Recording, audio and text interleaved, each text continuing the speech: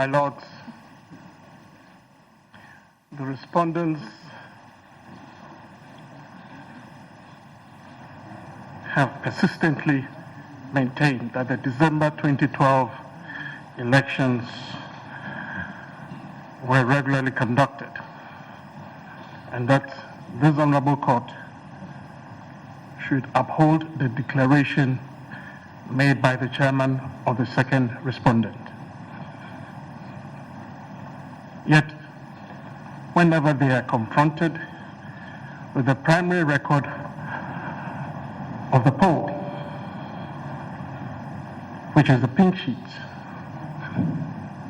they resile from it on the grounds that there are defects on the record.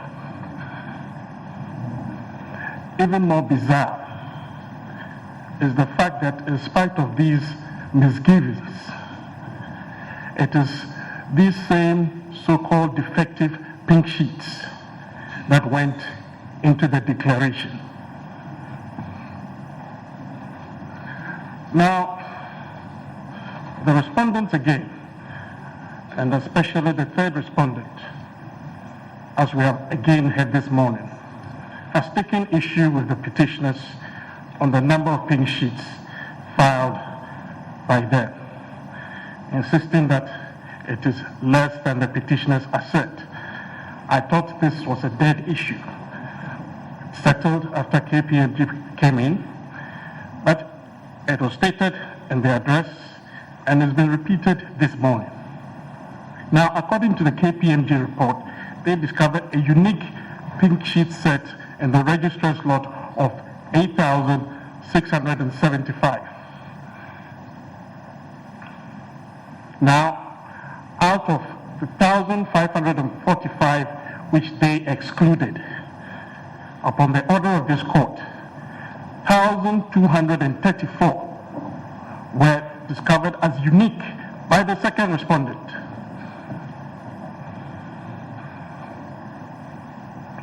Now, another 804 was found as unique from the president's set. And then out of the pink sheets that the respondents confronted the second petitioner with, 648 were found to be unique, making a total of 11,421.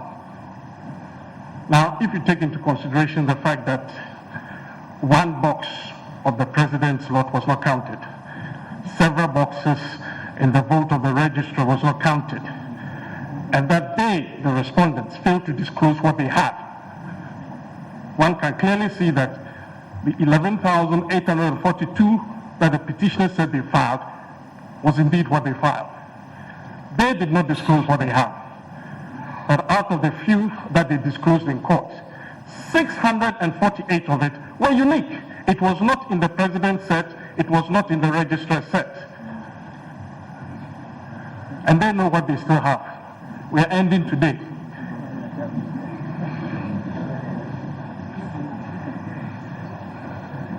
Now, my Lord, at the time the KPMG started their work, the petitioners had voluntarily deleted 704 polling stations and said we're relying on 11,138.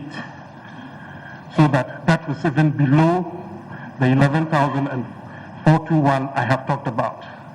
At the time the address was filed, the petitioners are relying on 10,119 pink sheets,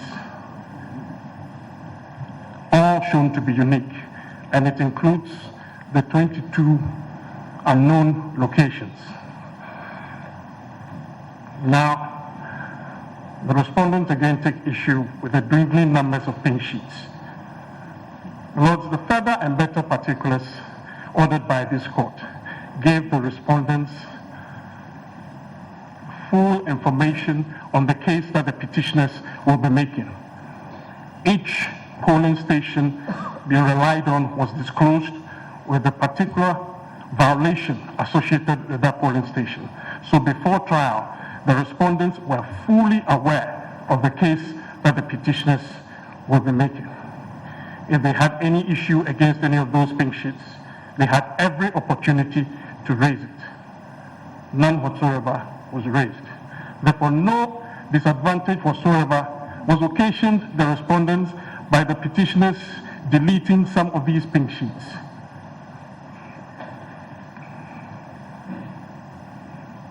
No new pink sheets have been added to those stated by the petitioners in the further and better particulars.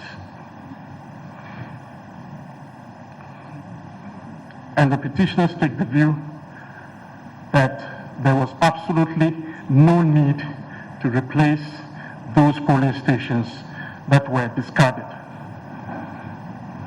Now, it is important to note that at the declaration of 9th December 2012 by second respondent, or first respondent as winner of the December 2012 presidential race, the first respondent won by a margin of less than 1% of the total votes cast at the election. I said less than 1% of the total votes cast, not total valid votes. Now, the difference between the first respondent and first petitioner was 325,863 votes. Now, this result should be taken against the backdrop of the outcome of votes garnered by the presidential and parliamentary candidates for the MPP and NDC respectively in the December 2012 elections.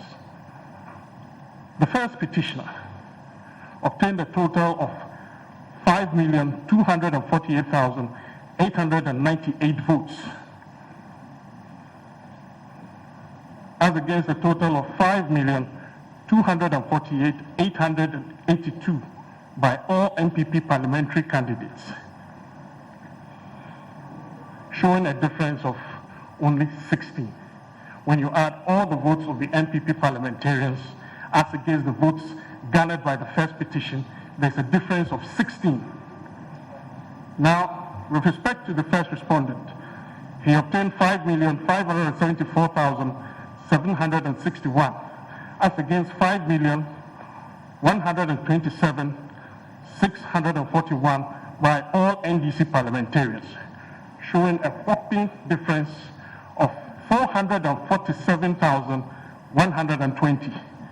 That is the difference between what the first respondent got and the total votes of NDC parliamentarians. 447,120. Now, what accounts for this huge difference? It cannot be skirt and blouse, as we say in popular parlance, because the NDC are in the majority in parliament. But what is curious about this is that the majority in parliament secured 121,241 votes less than the minority. That is what we are confronted with from the statistics given by the second respondent, that the majority in parliament secured less votes than the minority.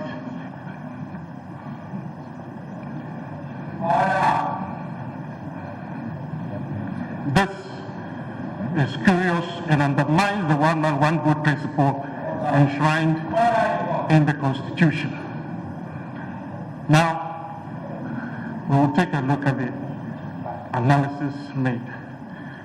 All issues that were raised by respondents in relation to the evidence and analysis by the petitioners have been taken care of by the petitioner's written address. Therefore, there can be no confusion in the pleadings and evidence, as third respondents would like the court to believe. The infractions underpinning the petition are set out in several pages in the written address. I will not bore your lordships with going through all of them, except to say that when all the categories of violations, malpractices, and irregularities are combined in the 10,119 polling stations, the aggregate votes affected is 3,931,339. It is not 5 million. And this includes votes in favor of the first petitioner, which is over 1 million. Now, when the results from these polling stations are annulled, the first respondent's total votes would reduce by 2,622,551, resulting in him securing 41.79% of valid votes cast. The first petitioner's total votes would be reduced by 1,233,186, resulting in him securing 56.85% of valid votes cast. And the emphasis is on valid. Now, clearly, these constitutional and statutory violations, malpractices, and irregularities had a material effect on the election results.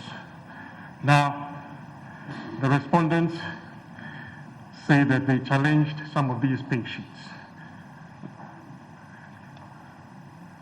In our address, the petitioners refer to what they call the respondents' preferred data set, which is taking into consideration all pink sheets that the second petitioner was confronted with in court.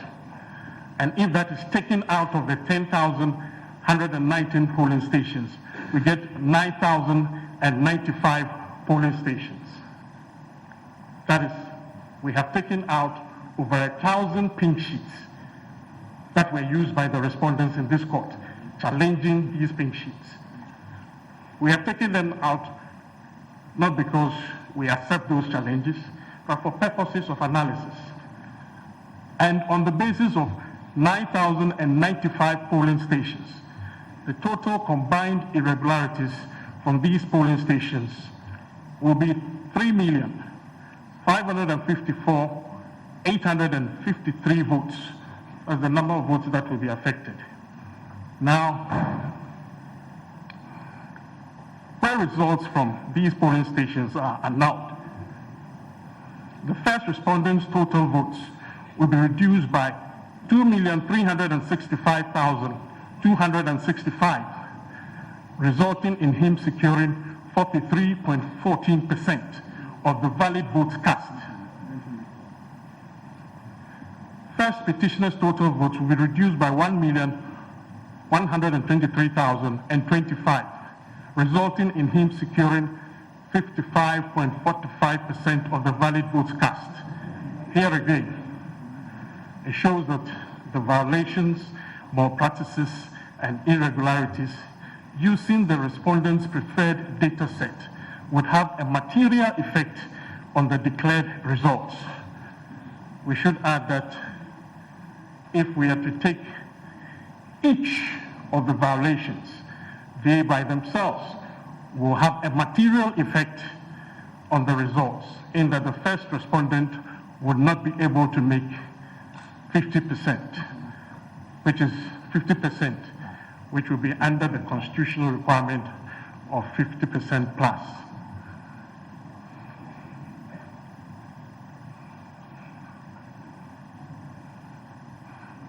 Now, we come to the various infractions.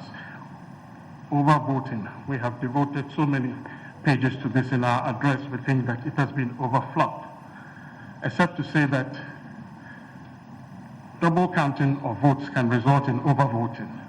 And there was talk of the petitioners not providing evidence of people engaged in overvoting.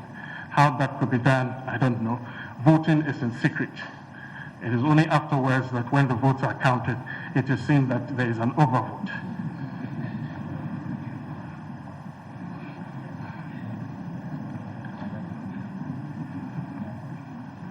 Now, voting without biometric verification. Now, CI 75 provides that every voter must undergo a biometric verification before voting. There is no discretion in that, even though the second respondent had sought to give discretion to the presiding officers. Regulation 32 of CI 75 is the only emboldened provision in that law which underscores its importance. It is bold. That's the only provision that is bold to underscore its importance, that it is mandatory. Everybody voting should undergo a biometric verification process. It includes efforts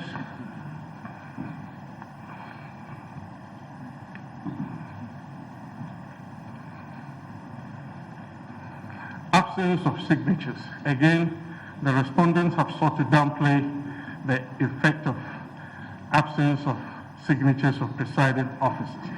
This requirement for signature of presiding officers is provided in Article 49 of the Constitution. It is an entrenched provision, and it is the only occasion in which details of voting at elections and referenda are specifically spelled out in the Constitution itself. Now, apart from this provision, all other matters relating to elections are delegated to the second respondent to regulate through the enactment of regulations. Words are not put into provisions for nothing, and even much more so, words are not put into the Constitution for nothing. Shall has always been interpreted as mandatory. We refer your lordships to the Interpretation Act 1960, CF4, Section 27. The courts do not introduce words into the Constitution, especially where words there are expressed in mandatory terms.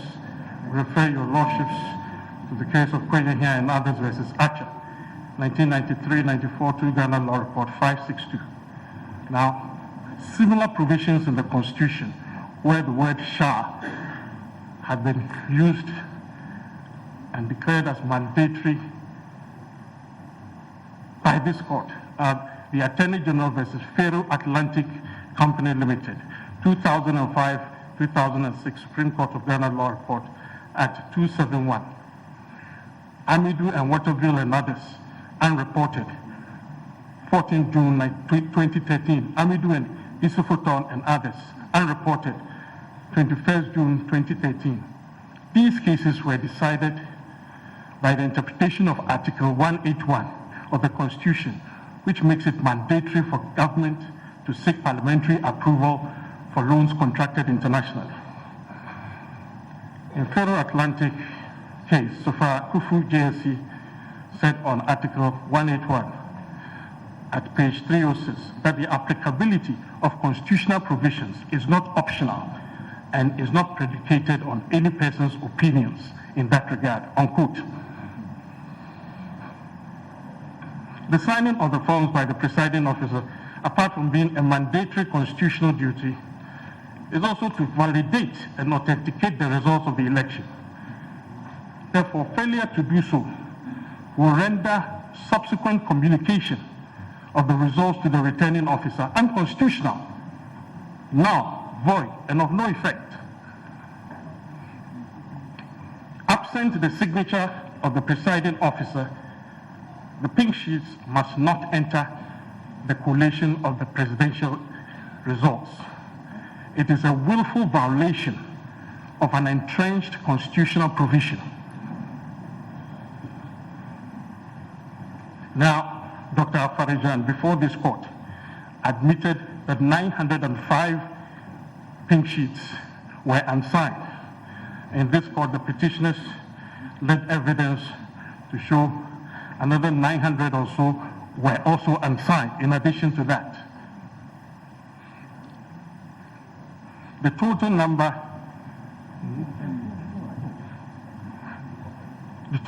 of votes affected by unsigned pink sheets is 659,814. This figure alone substantially and materially affects the declared results of the presidential election. So that by itself alone, unsigned pink sheets has a material effect on the declared results. The unknown locations, the respondents were unable to discharge the issues raised by the petitioners on the unknown locations.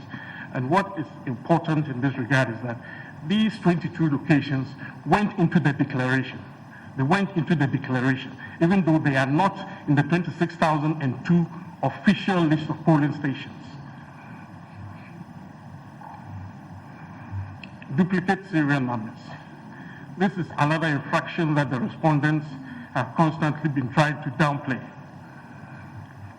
Now, the occurrence of these were facilitated by the printing of 2 sets of pink sheets, which were the exact replica of each other. The second respondents have not been able to explain why the need for these 2 sets. And it is the existence of these 2 sets that facilitated the abuse of pink sheets in this election. It made it possible for anybody to pick up a pink sheet and fill it in and throw it into the lot. Now,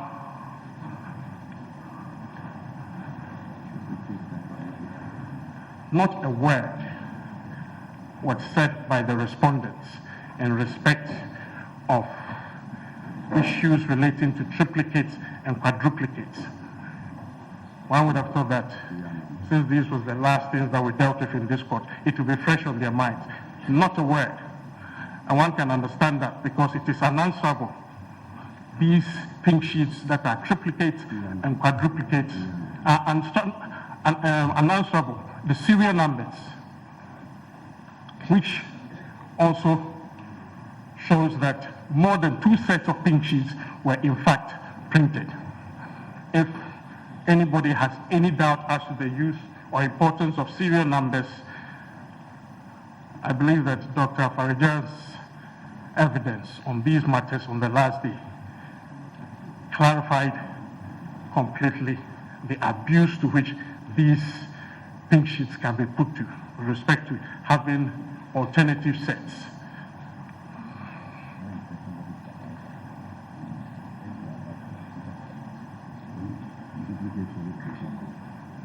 Then there is polling stations with different results, different pink sheets, but with same polling station code. Again, all these pink sheets went into the declaration, even though one could not determine which was the official one representing the particular polling station. Note, Dr. Afarijan, in the course of his evidence, made several critical admissions. With respect to biometric verification, on 10 June, at pages 7 and 8 of the proceedings, he admitted that the BVD device reinforced and enhanced the principle of one man, one vote. On 6 June, he admitted that at the time he caused the pink sheets to be printed, the law was that everyone voting must be biometrically verified.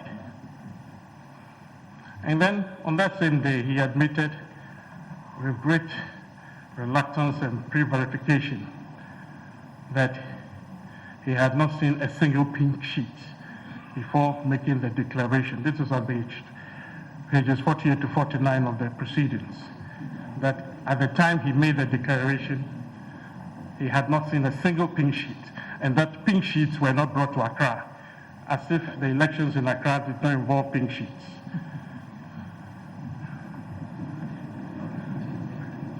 Order.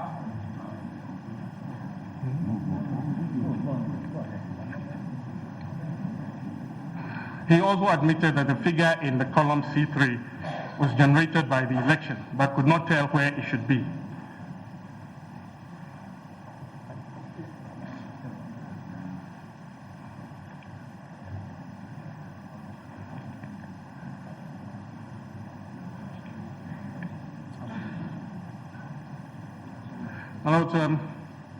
Article 42 gives a right to vote, but it is made subject to other laws regulating voting, especially the People's Representation Law. A citizen desirous of voting must... I'm sorry? 5 more minutes. 5 more minutes.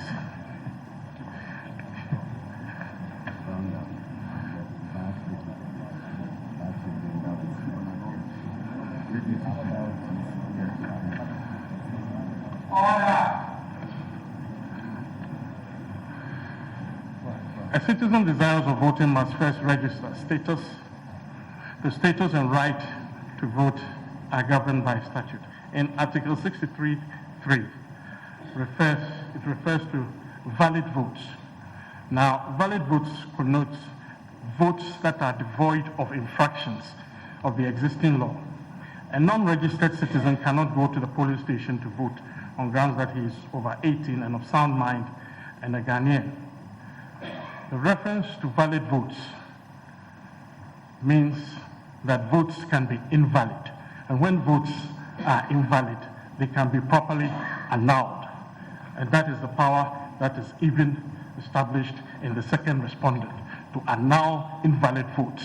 And indeed, in instances, evidence of which is before this court, results of certain polling stations were annulled.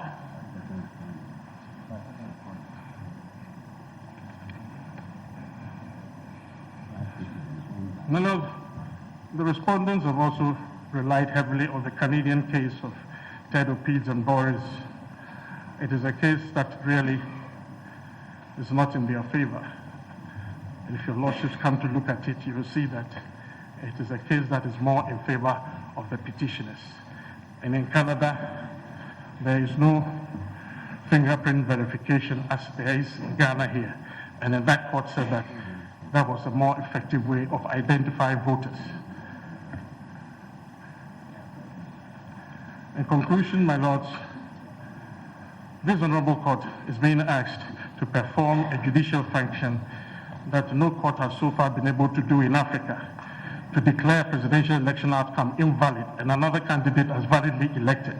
In Kenya, Zambia, Uganda, Nigeria, and Sierra Leone, presidential election petitions have failed, in a few instances because of technicalities, and in most cases because of lack of numbers necessary to affect the outcome. Thus, even though the alleged infractions may be found, the issue of the infractions having a material, substantial effect on the outcome has usually served as the unsurpassable bogey for most petitioners. But this has been arguably so in similar petitions elsewhere, because so often the gap between the winning candidate and the others was so wide. For example, in Buhari and Obasanjo, the gap was over 10 million votes. And even though there was an annulment of over 1.36 million votes from the home state of Obasanjo, there was still not enough to have a material effect on the election.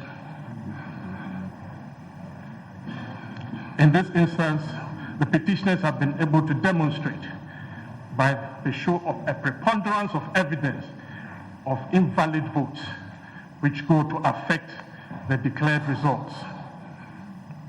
It has been argued that an election such as that of the president of the country involves a lot of preparations by many actors and is costly, and therefore some violation of the law need not be treated as fatal. Therefore, a repeat of such an election or a change of government so soon thereafter is bound to cost the country more resources. As against these possible arguments, there are considerations of virtues of a free and fair democratic election. If the principles enshrined in our laws, especially the Constitution, are properly observed during a free and fair democratic election, losing candidates and their supporters will surely be satisfied and therefore allow the country to develop peacefully. But if a presidential election is won through fraud, cheating, or through the flouting of the law and the Constitution, dissatisfied candidates and their followers may create instability and disaffection among the population. Allowing candidates license to cheat, even as little as cannot affect results, will render the election exercise a farce or frivolous. Indeed, tolerating cheating and fraud in elections can imply that holding elections itself is not desirable or necessary. Yet proper elections should give legitimacy to winners. As Lord Mansfield said long ago in the case of R.V. Wilkes, the Constitution does not allow persons to speak. I just round up. 1 minute, round up.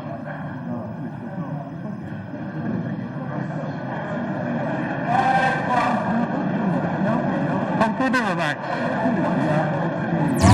Unique 95.7 megahertz.